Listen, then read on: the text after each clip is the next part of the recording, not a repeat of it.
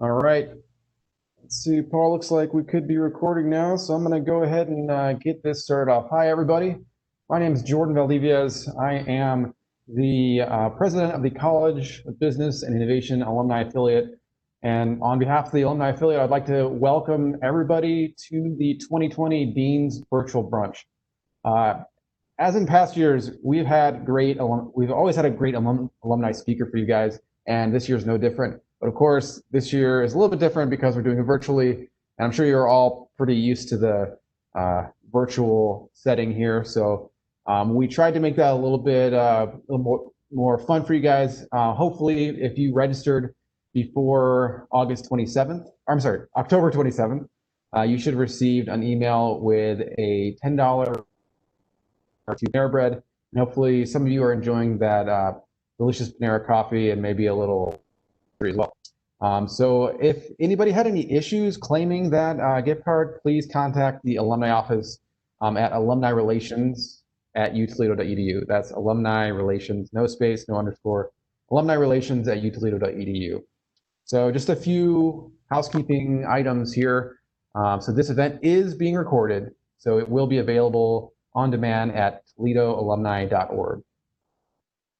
So to preserve bandwidth and allow the ultimate viewing experience, all attendees' mics are muted and cameras are turned off, except for Mr. Jim Smith, Dean Ann Balazs, and myself. So thanks again to Dean Ann Balazs for everything she does for the College of Business and Innovation and for being our host for today's event. In recognition of Jim Smith, the College of Business and Innovation, as our outstanding alumni.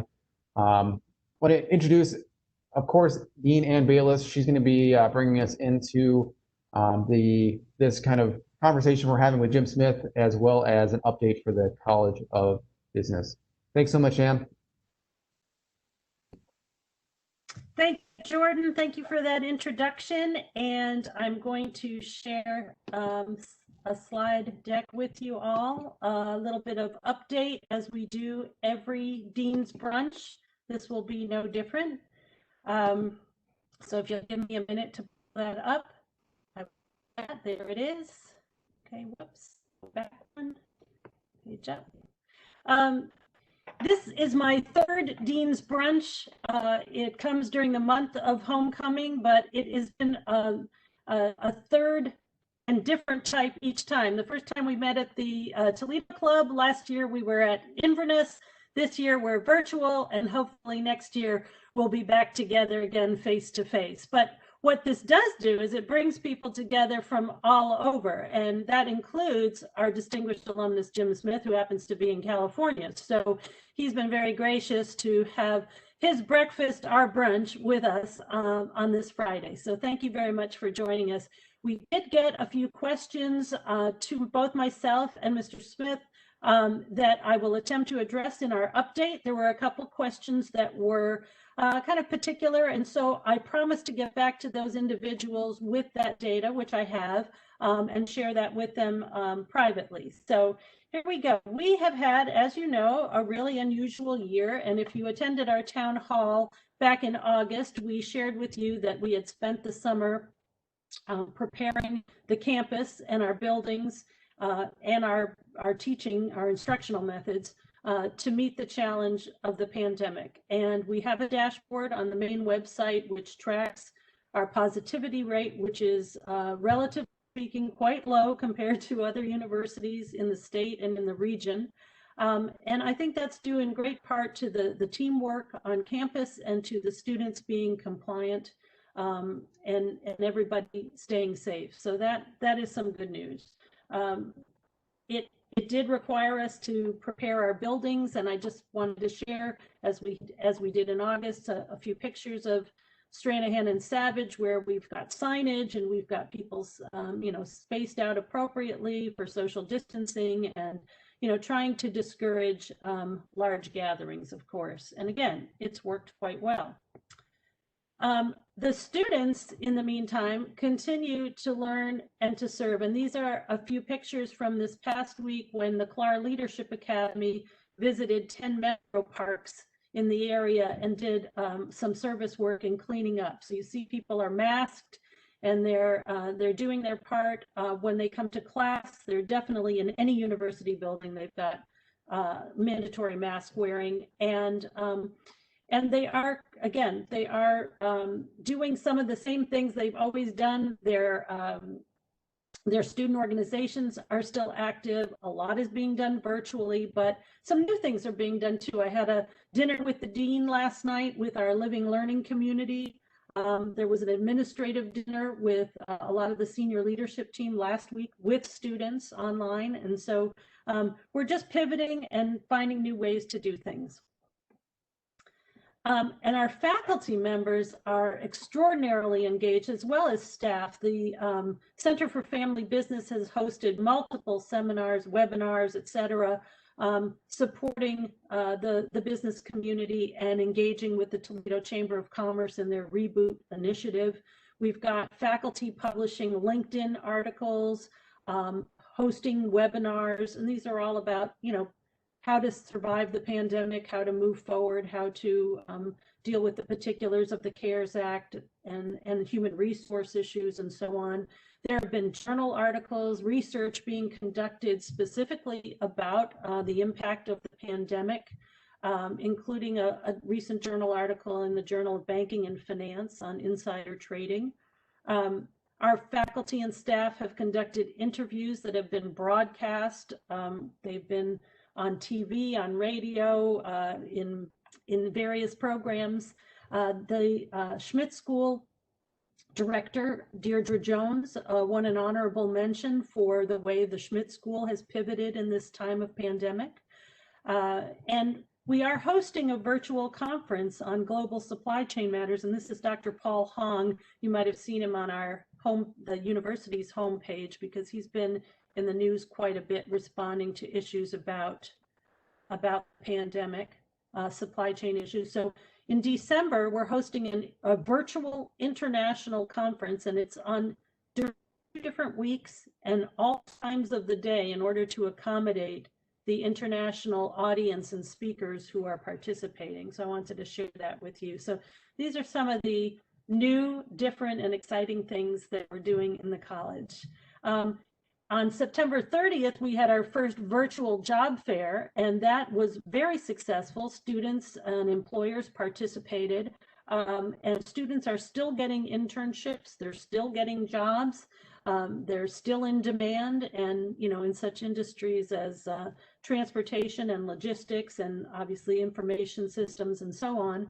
And I did want to share this with you. It looks like old news, but if you aren't aware, our business career programs office and these services like the virtual career fair are available to our alumni as well. So if you happen to be in job searching mode, please feel free to contact us for assistance. So that's all I wanted to share at this point. And feel free, of course, to always check in, link in with us.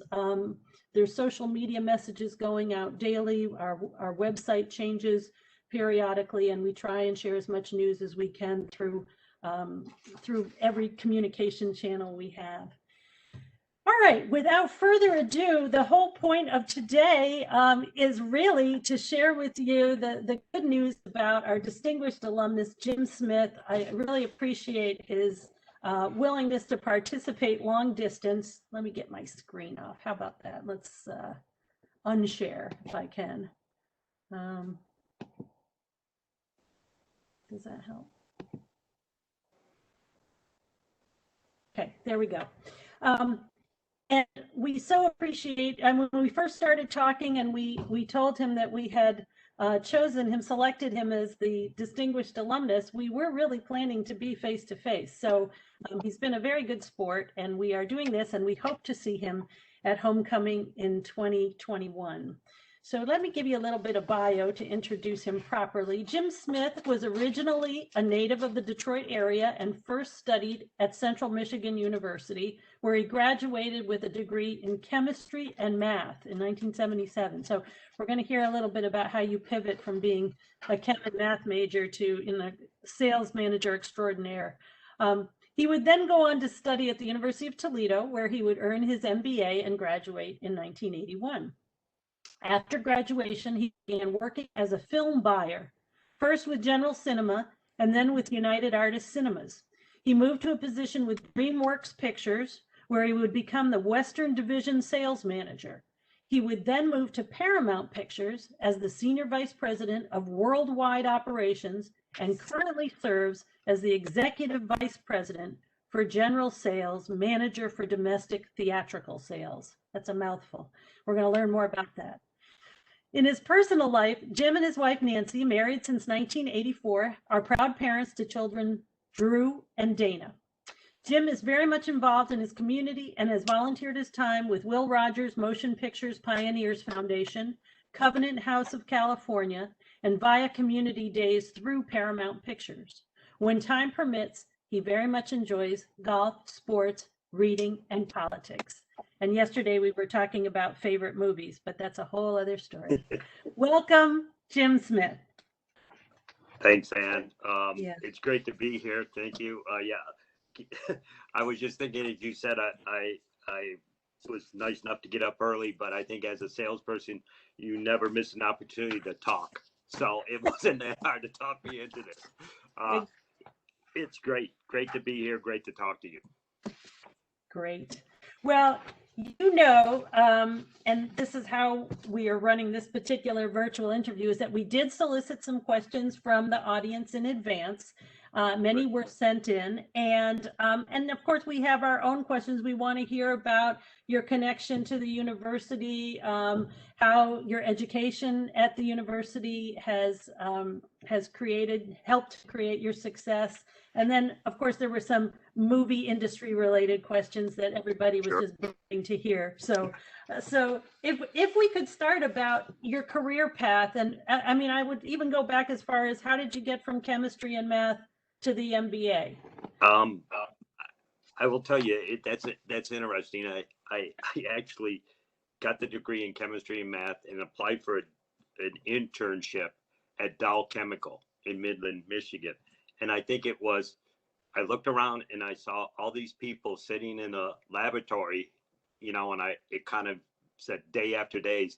And, you know, they're just in this thing and they're not out talking to people or doing things. And I thought, oh boy, that maybe that's not for me. So I pivoted. I thought, well, get an MBA in sales or marketing and finance, as it ended up in finance.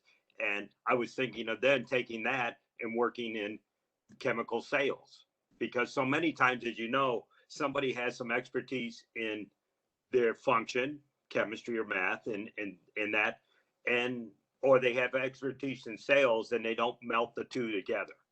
And that's, I thought, well, this is a perfect opportunity to do that. Then it was 1981, and if for us who are old enough, remember that was the first time they bailed out the car companies. So Michigan was not, in Detroit area was having tough times. And so I wanted to migrate to where the jobs were. And where the jobs were in the South. I applied for a job at General Cinema in Michigan. And to my surprise, they said, no, but I want you to go down to Jacksonville, Florida and talk to our guy. I'm like, fine, I'll go talk to the regional manager down there. I walk in the office and it turns out he says to me, you know, after 5 minutes of talking to me, you got the job. I'm wow. like, really? Yeah. And he goes, well, that guy in Michigan's my best friend. And unless you came in with like 3 eyes, you were gonna have the job. And I'm like, great, thank you. And as it turns, it just shows you how each interview can relate to the other, even though I had no idea on the way down there. So I moved to Jacksonville. The industry was shrinking a little bit. They moved the General Cinema office to Atlanta, and the people stayed in Jacksonville, except for me and 2 others. And I made a move into the film department there in Atlanta, and then started my career. And then as so I thought, film buying, why not? It's sales. I'm selling to theaters. It's still related, but it's not, you know, chemicals, obviously, or chemistry, but it's related. So, and who doesn't like movies? Simple. And then what happened was I ran the office in Atlanta. skipped over Dallas, which was most people went to, and went right to LA, to Los Angeles for General Cinema Theaters. And then from there, I went to UA Theaters and film buying, which means buying film, talking to the Paramount, Sony, Warner Brothers, buying film, putting it in theaters with exhibitors, and then, playing out, negotiating terms, negotiating how long it stays in a theater, as well as up front, you have to do the sales. Hey, my film's better than the other film. I've seen it. It's good. It's bad. So on. And then from there, I went to DreamWorks Pictures. Okay. And UA Theaters was kind of going down. So I went to DreamWorks Pictures, got on the opposite side in sales. Then DreamWorks got bought by Paramount. I thought it was out of a job, but it turns out they buy DreamWorks, Paramount does. Then I do have a job over one weekend, and they had nobody in operations. So I raised my hand for operations, went in operations, and then a few years domestically. And then in 2010, they went worldwide, and I got the role of senior operations worldwide, which means delivering film and security for our film theatrically throughout the world. And then a little while ago, they said, will you come back to sales and do domestic, which means actually North America sales. So I'm back in where I started, which is selling films to theaters. And that's how we got here today. There were a couple questions, and maybe even from students, not sure, they weren't identified, but it was about, how do I get into the film industry, and how do I become a buyer and all that. And I know we were talking about that yesterday, and it sounds like you said, I raised my hand and, I was willing to try, and I was, I recognized that people know people, and I was on the good end of that. So can you sort of elaborate on that a little bit? The way that you moved was by, saying yes, oftentimes, to opportunities, right? Absolutely. And the first one, I guess, was saying yes when I decided, well, the jobs were in another part of the country.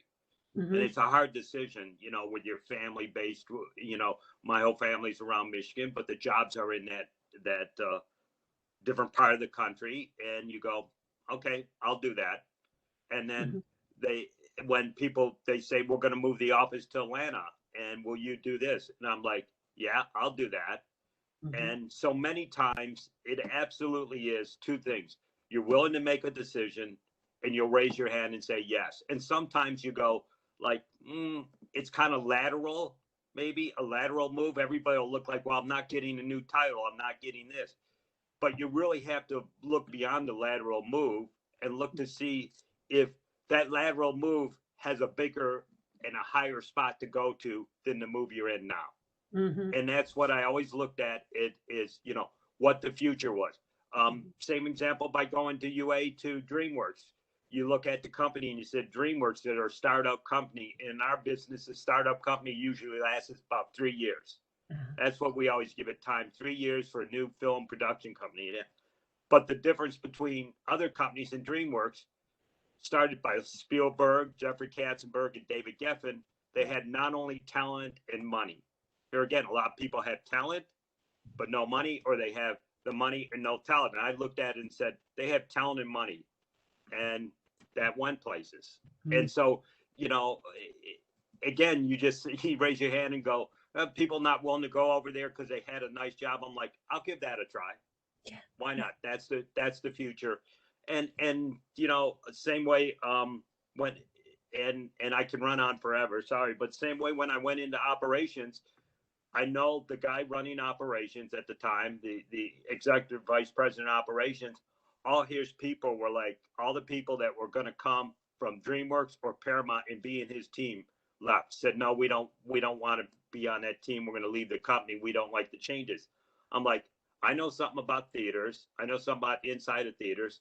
And I did it. And at the same time, I made one demand of them, if you will, or one request, which was, I want to be in digital cinema, which was changing the films from 35 millimeter film actual physical film to digital files. And during my tenure in there, we've changed the whole industry, about 180,000 screens across the world. You're going to say maybe 40,000 actual theaters, 180,000 screens across the world, from 35 millimeter film to digital. And I was helping that process. So I asked, at the same time I was helping him, I asked something I wanted, because I knew the future was obviously digital, not a film format, a medium. And here again, nobody else was raising their hand. I just said, yeah, okay, let's give it a try. And it has served me well. So let me just say that it served me well. Indeed. And as part of your job titles along the way, it has included sales. And our own College of Business and Innovation has the Edward Schmidt School of Professional Sales, of which we're very proud and which is nationally ranked. And so we have a whole cohort of students who are majoring in professional sales, and many students who are minoring in it. And so it's students like you who may have come from a different background, who we hope to have them catch fire with the excitement that can be a professional sales career. So a very underappreciated function in companies. Yes. People get tied up. I'll give my little piece here, but they'll get tied up in marketing, and it's all about marketing the product or this and that. The sales is more than marketing. Sales is connecting with people, talking, the message going out. A lot of times it's outside, sometimes it's inside, but it really is a different function than the marketing or the finance. And the things I've seen over time, I think people need a little more sales ability. So many times, as we've seen companies take over, they'll put finance people in sales position, which doesn't always work too great. That might have been you, though, right? You had that MBA in finance? It did, but I always mentality of talking to I'll give you the best example of putting engineers or finance people in. You can look up the history of Kodak in our business. Yeah. And where are they now? Yeah. Yeah. Exactly. Yep. So you say, over time, and things have changed, and obviously the biggest shift probably in your lifetime, in your career, was that celluloid to digital. But now we've got the pandemic, which is affecting every industry out there, and certainly yours as well. Can you share with us? People were curious about that, how it's affecting you now, and I'm sure you can tell us via a sales explanation, but how it might affect that industry over time post pandemic. Well, especially for my end, the theatrical end, it's greatly affected it right now. You have in some ways, what it's done is hasten some of the move to streaming. And streaming has grown and as people home, and it's been an important part of the studios for a while now, but it really has come to the forefront of streaming and of just your TV in general, and how that's all going to come out. Well, moving to that way, a company like ours has taken us in. We're still content providers. So we provide content. Some of our content at Paramount, we actually made and sold to Netflix or Amazon, because as they stream, they still need content. So that side of our business remains strong. The theatrical side right now is really in problems, as people cannot go out. The capacities around the country are somewhere, if the theaters are even open, the capacity is 25 to 50% of the auditorium, some cases capped at 50 people or 100, and with social distancing. So talk about something that people immediately did. They went to work on their IT and they did their program. So everybody now has electronic selling, but they sell it in a way that if you and your spouse or your partner go to a movie theater, they immediately block out the seats on each side of you, and maybe the seats in front of you. So there's proper social distancing. They did that IT work right away. The problem right now is the studio side has invested so much money in films it's hard to release it in theaters and get your return. So we're waiting till people come back. Now, people go, well, it's the capacity, you're waiting for a vaccine. That's true. The theater owners go, well, you haven't released peak movies. One of the problems right now is we have to get, as an industry, the marketing challenge for theaters is to get the message out that it's safe to go to a theater. And that's a really marketing challenge for the theater side, because there's still, by industry research, something like 53% of the people don't see it as a safe environment, but there's so many safety measures installed, and by all the companies who have done a wonderful job, the exhibitors, they have to get the consumer confidence up. So it's waiting, and it's a very tough people. You have people who own their property, and their theaters are okay. Big companies like AMC and Regal are, everybody predicts AMC in bankruptcy. But if you look in the about like the year 2000, around there, 1999, 2007 of the 10 top theater companies were in bankruptcy. It means that they reorganized, though. Some cases, good, better, different management, which can be better, and they work with their landlords. So we're confident there'll be an industry here, but it's a real challenge to get over the next few months. Especially, it's tough to watch that. It's tough on our employees. It's tough on their employees. Some of these theater companies have been in this business. Some of these people have owned their little circuit or their number of theaters through 3 generations. So, and for the first time ever, they've laid off their employees. So that's heartbreaking, but it's something they're all working through, and we're all going to get through. And there's a business on the end. The challenge is it will be a change business. There'll be more streaming, and for us, for the people who don't know, windowing will change, which is window is the time as it's released in theaters versus the time it comes out on streaming or DVD.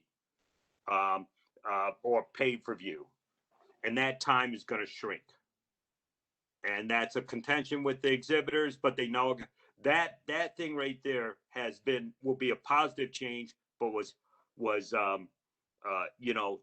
accelerated by COVID, that what they call the window and shortening. So there's a lot of changes, but there's also, I think, a lot of hope for it, and the streaming end's doing well. And for our company, we're doing well because we're producing a lot of content that people want to see. So does that kind of answer it for you?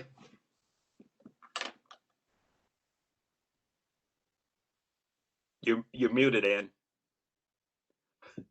I know, I was trying to unmute. It wasn't working. Oh. Yeah. Anyway, yes, that does answer it. And I think there's even been some question, maybe you could fill us in as whether there's going to be Academy Awards this coming year for in February for a year that almost wasn't, but I suspect. I think they'll move them back, and they what's interesting there is they've moved them back, and they've changed the rules a little bit, because before it had to be in like, I believe it was Manhattan proper or a certain boroughs of New York or LA, and it had to be LA County, not just Los Angeles, but LA County. So now to get pictures to qualify, which there isn't been that many released, they've expanded it to San Francisco, Chicago, okay, Atlanta, and outside the New York boroughs, maybe New Jersey. So they expanded their range that you can get a picture qualified in, because like in LA County right now, the theaters still are not open.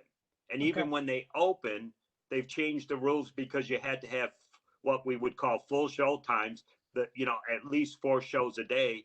Well, a lot of theaters, because to reduce attendance, are only showing 3 shows a day and maybe 2 in the week. So they constantly are changing the rules, and hopefully, so we have a few things qualified, but there hasn't been a lot of films released and pushed back. So it's going to be a very interesting year to see what comes to the forefront here.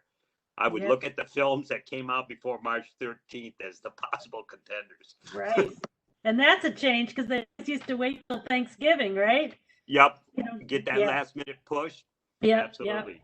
Yeah, that's fun. So you mentioned people are having, they've had generations of business. They've had, longstanding careers in the field, and yet the pandemic hits, people are laid off.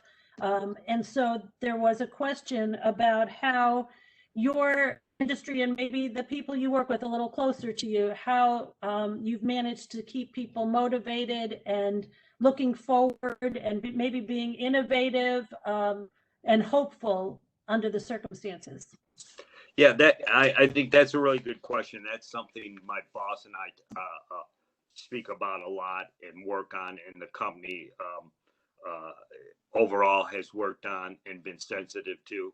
I think if I could put a push in for management for a second, and this is where, once again, so many times people are trained in their skill like finance or accounting or whatever, but they're not trained in management. And then because they do a good job in their function, they get promoted to management. And this is actually the hard part. And this is the part, fortunately, I love my classes at University of Toledo on this. Some of my little takeaways were from the management class. And the thing we're doing now when we work on is, as a group, we're all at home. And especially for our side, if you're on the production side with our company, you're okay, or television side, you're doing well right now. But our side, our division, and my group, which is about 28 people, 22 people, and the whole bigger group is about 80. We look and we see what's happening in the theaters, and it's not good. So, it's a tough time for everybody. So what we've been doing is, our boss has twice a week Zoom calls.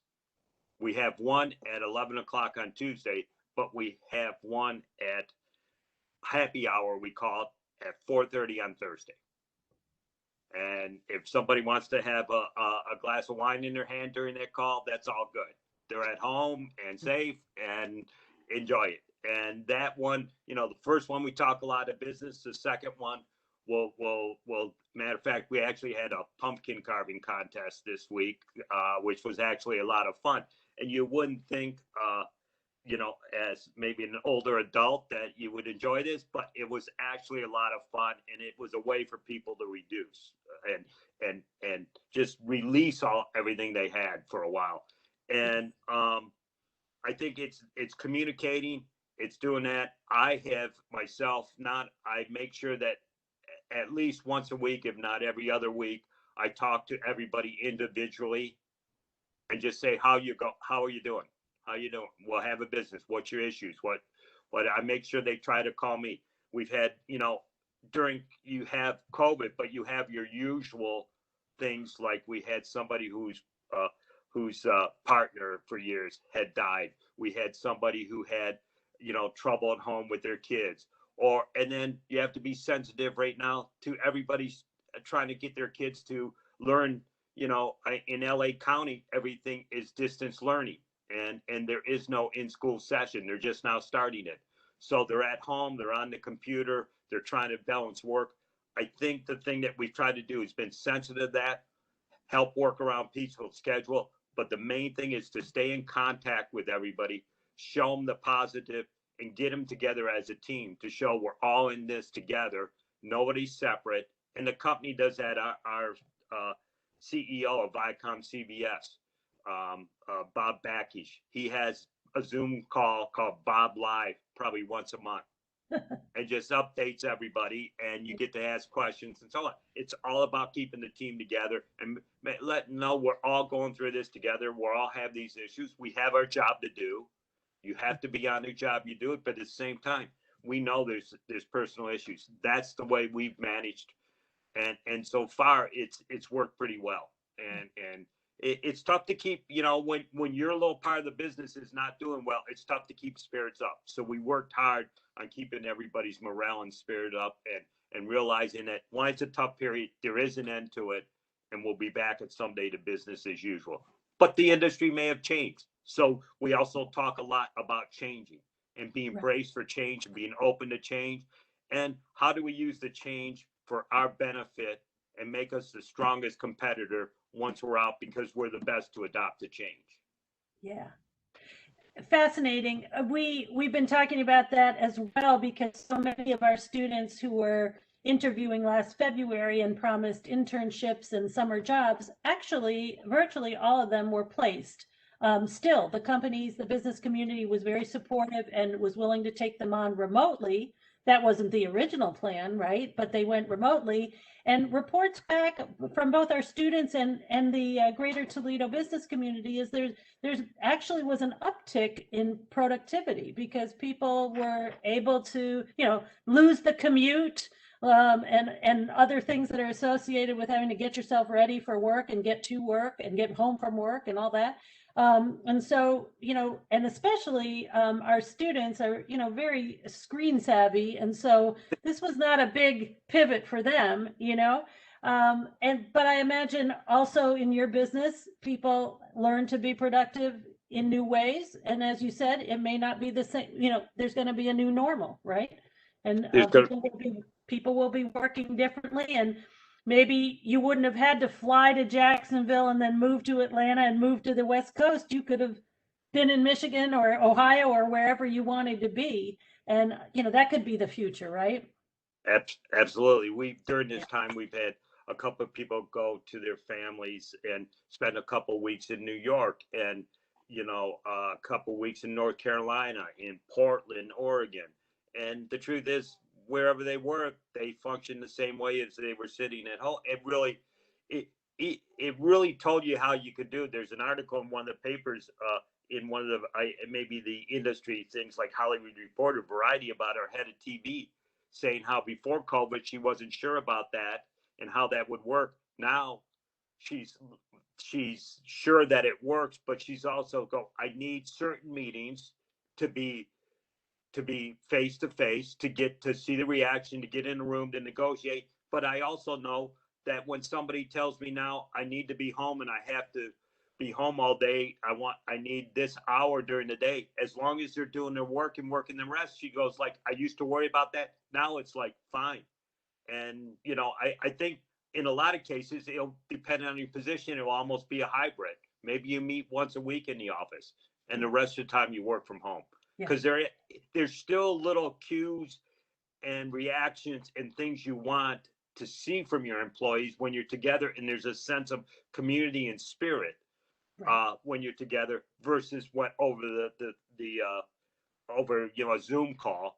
But at the same time, it shows you can work many ways to be very productive. It's very liberating. It is. Yes. So on that note, what advice would you give to this year's graduates about, and I know this is the commencement speech, but nonetheless, you have words of wisdom about how things are changing. What kinds of qualities and characteristics would you say are most valuable and will be in the coming years post-pandemic for our graduates? I think a couple things, if I could say, about it as you go and you maybe get hired onto a new company, and something I tell a lot of my employees is, one, it's communication, and spend time on learning to communicate with people. That to me is number one. Number two is, the old saying, the only thing constant is change. And you really have to be aware of that and where your company's going and so on. Third thing I would tell people is, as you do, spend time, as you get into a company, spend some time, maybe the first 6 months. I tell my employees, half their job the first 6 months of new employees coming out of college is learn how a business and your business works. And if it's a big corporation, how does that corporation really function? What is that culture really? And having gone through the companies I went from one end of the spectrum to the other on culture, and learn how your company, so spend some time doing that. It's not only, and I'm not talking about networking necessarily. I'm talking about how the things really get done in your company, and what does the company really want from you, and those are the things you can't really know till you get with a company. Mm-hmm. And when you get in and you find that out, but spend some time doing that as well as your function. And I really tell my employees, every new one I have, is just That's your job for the first 6 months. 50% of it's learn how we work around here. And as well as how to respect the other employees you have, how to work with the other employees, and how to realize they may not be doing your function, but they're all trying to do a function, in our case, to get a movie on the screen and make a lot of money with that movie. And it's spread out, but they're all have the same goals. Let's get the movie done. Let's do it. So I think it's a lot as you go out is learn what companies are about, learn that, and, ask questions and so on, but realize also at the same time, company culture and most people do not come at a company and change it overnight. Even though when you come out of like MBA, like me, I was ready to change the world. And I changed my little part with digital cinema, but it took some years. Yeah, exactly. All right. I'm looking to see if there are any questions that might have come through the chat. Paul or Jordan, are we looking for any questions from our audience currently? It looks like most of the questions you guys covered. The first one was how important were mentors in your career path, and there was another one about COVID and how that's impacting the window. But I think you guys got most of it covered pretty well. Not sure if you completely touched the one about mentors, but yeah, that would be important. That would be important to share. That's a really interesting one, Paul. Thanks for bringing it up because it's something that we've recently instituted. When in a big way on two fronts. We do it for inclusion reasons. CBS Viacom is big and has been doing about inclusions, all cultures and so on, and be inclusive of all the people you have, respectful, inclusive. And for part of that is we start a mentoring program. For every 3 months, you sign up to have a mentor somebody. So I think on my team, I have 2 different people that are mentees. I think on my team, out of 22 people, I think probably 12 of them have mentees working with them. And in the 3 months, we're going to rotate to other ones. And we try to get them involved. And I think it's really helpful because we like the Zoom calls I talked about with our division, our section Zoom call distribution, and we have our operations people in there for domestic operations and our in-theater marketing people. So there's about 65 people on the phone. We invite the mentees to that so they can see how other people work, how other people react, and so on. And we're going to keep switching because I think that's so important. So many companies should do that. And I suggest if anybody have an opportunity to get into a mentee program or to reach out to people and ask them to be their mentor, I think you'll find so many people responsive. They like to, talk about themselves. They like to show out their company, and a mentee is a really an important thing, I think, to change not only your productivity, but your culture and your workforce to be better for the future. Mm-hmm. Did you have a mentor at some point? You know what? I did. And I don't know what, looking back, I kind of did.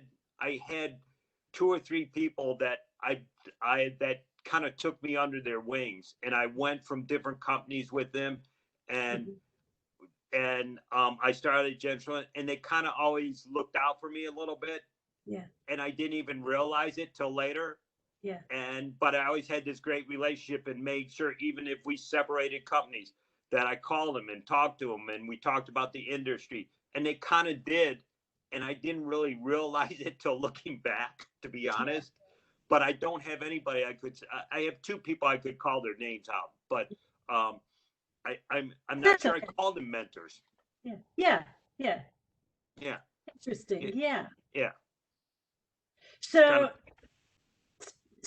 that would be more of an informal kind of educational path. In terms of the MBA itself, do you think, could you share what might have been, there's a question about what valuable lessons you might have learned in the MBA that served you during your career? I think the most valuable thing, there's a couple things in with the MBA I learned, and I believe it was how to analyze problems. And when you look back and some of the things we had, whether it be in the finance class or other classes, marketing or sales, and when you looked at a problem and analyzed it and maybe a little bit my chemistry comes in there and analyze it from a scientific, what are your five best options? Throw out the one that doesn't work or is got a 2% chance of surviving, and it's analyzing problems like that. But I'll tell you, and some of the things, and I think a question early on do you remember specific moments or whatever? And I do remember specific things from my MBA that I think have served me well. And one was the management guy walked up to the board one day, and we had all these people in a big lecture room, and he walked up and he writes FIT on the board. And everybody's trying to figure out what's FIT, right? And they're trying to come up with every acronym in the world. He goes, this is what you need to do in every company. And everybody's trying to throw out these acronyms, what they think it means and all that. He goes, it just means fit. When you go to a company, you try to fit. And if you don't, find a new company. And that has served me well.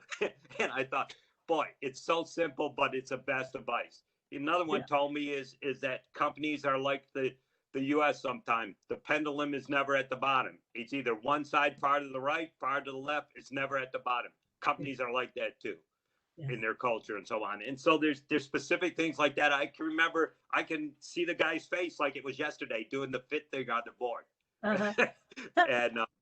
And it's things like that I learned well. But I really think it's learned to analyze a problem, look at the options, and if nothing else, look for the future. Yes. Learn to change. Oh, those are such good lessons. It's so encouraging and uplifting to hear you talk, because I think everybody can benefit from what you've told us today. We got a little insight into the industry. We got some words of wisdom from our distinguished alumnus. We got to celebrate with you, and we will continue to celebrate with you. Just one quick question. The background here is of Stranahan and Savage with the connecting bridge. But when you were on campus, were you in U Hall? Is that where University Hall for your classes? Yeah, and